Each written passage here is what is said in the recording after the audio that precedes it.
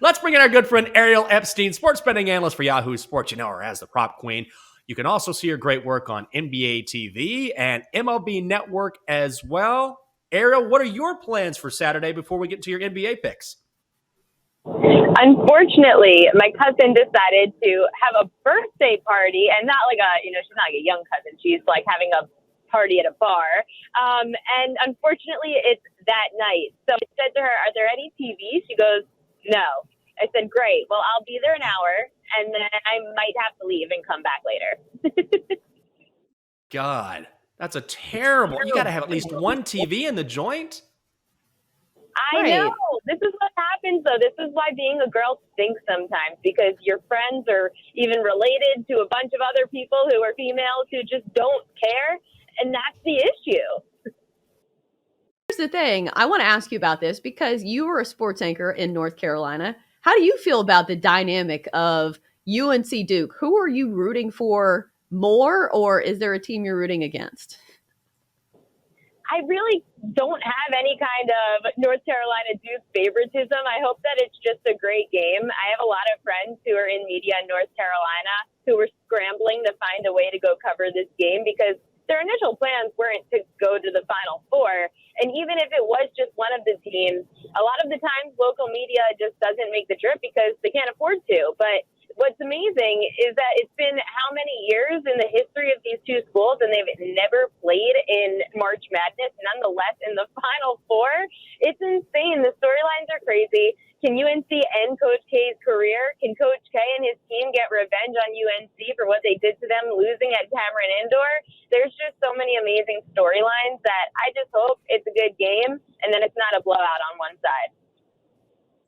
I need Duke to lose. I can't have Coach K go out with a title. It's gonna kill my spirit. We're talking with Ariel Epstein, sports betting analyst for Yahoo Sports. She's the prop queen. You can see her on NBA TV and MLB Network. So let's talk about the NBA, Ariel. Tonight, we've got the Sixers laying 10.5 points at the Pistons. Now, we know Detroit is a bad basketball team. However, they have been great against the number, in particular recently. What do you like?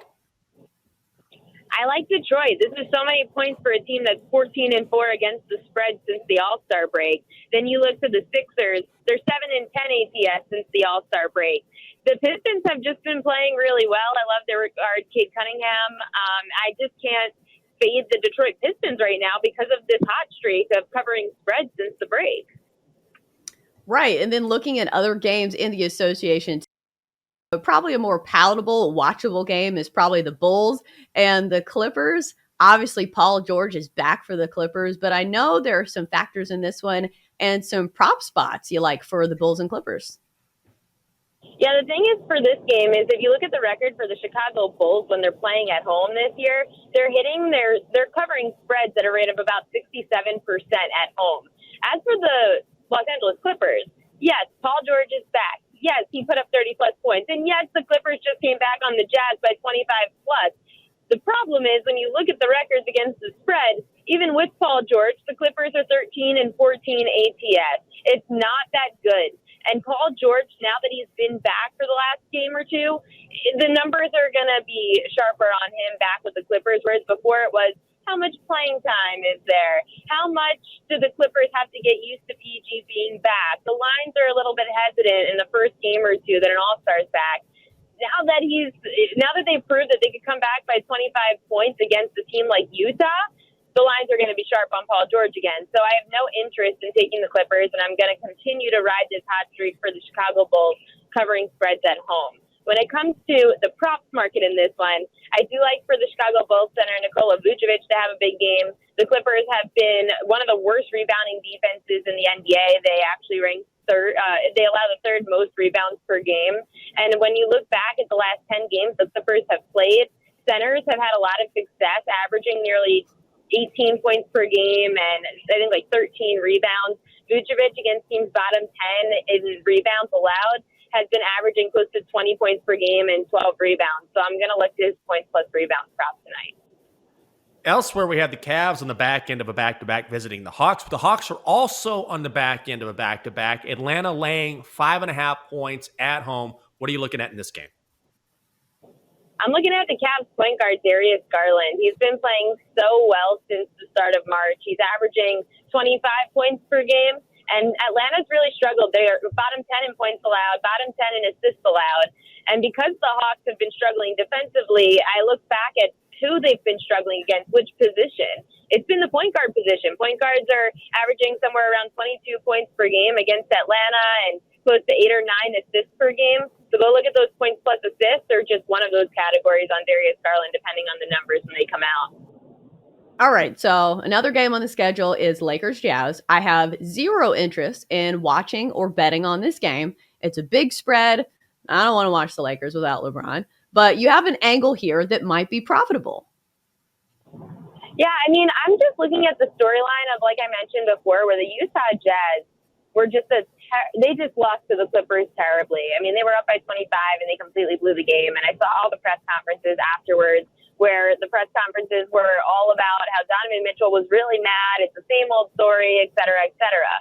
I look for a good revenge spot here tonight for Donovan Mitchell because the Lakers' defense is atrocious. They are one of the worst in the NBA all year. You mentioned LeBron James out, Anthony Davis doubtful. The Jazz need to get things back on track. And even though both these teams are terrible against the spread, especially in the positions that they're in tonight with the Lakers on the road, the Jazz at home, Jazz coming off a loss is like 9-20 and 1 ATS, so I have no interest in taking a side. However, Donovan Mitchell over on points. He has been crushing it. He's been averaging somewhere around, I think, 27 points per game since, maybe in the last month or month and a half. And Mitchell, just knowing that what he said in all his press conferences after the Clippers game, he's going to be out for blood tonight. So I'm going to look to the over on the points prop for Donovan Mitchell. Ariel Epstein, she's a sports betting analyst for Yahoo Sports. You can also see her on NBA TV and MLB Network. I wanted to circle back to the Final Four on Saturday, Ariel. So while you're at the bar, waiting to leave, biding your time, trying to be a good person and stay for a little while, who are you going to be rooting for? So I see this game going in Duke's direction and Kansas. And now here's what my boss in North Carolina, my former boss from North Carolina said, which I think is spot on. Chelsa will appreciate this. So all year, Duke has been blowing it in big spots. They lost to Cameron Indoor in Coach K's final game at the arena.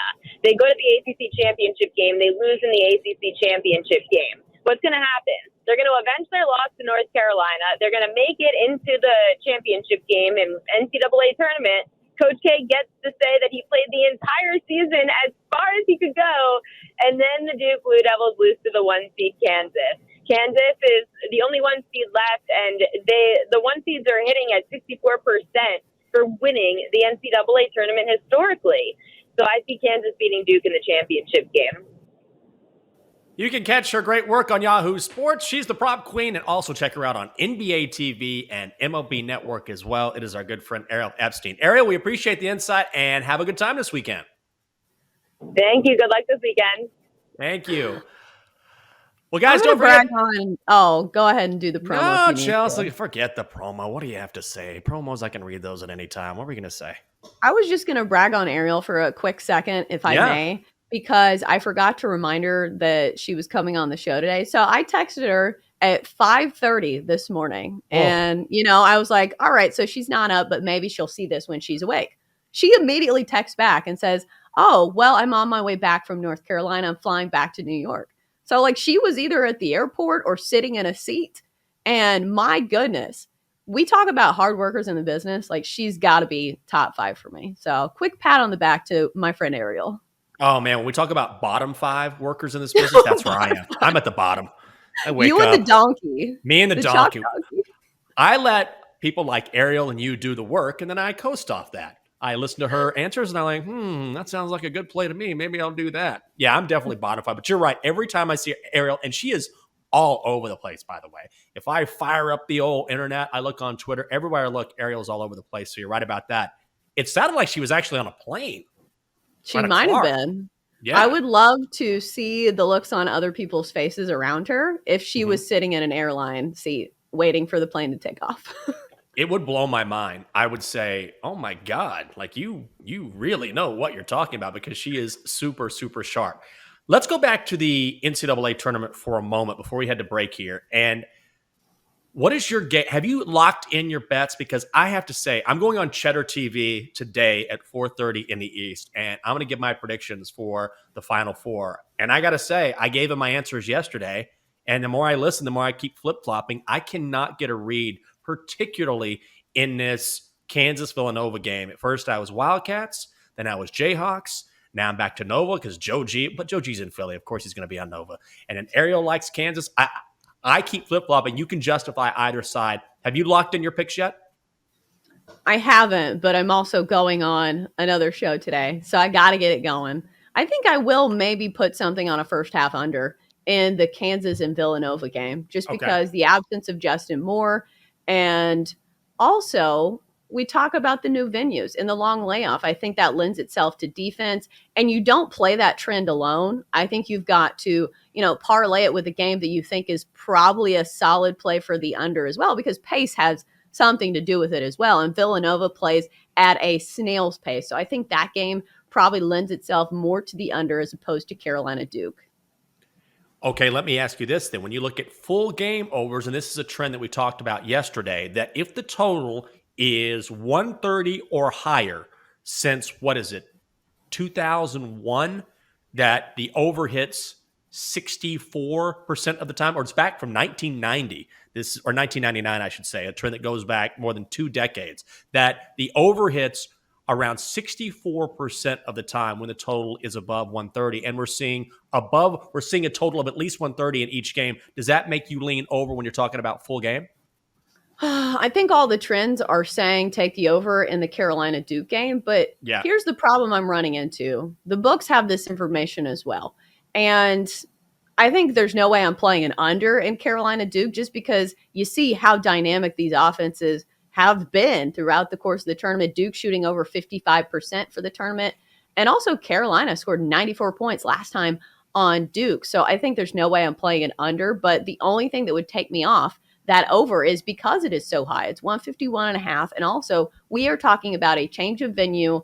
And sometimes when you play on a total that high, like, you need everything to go right. You can't have a scoring drought.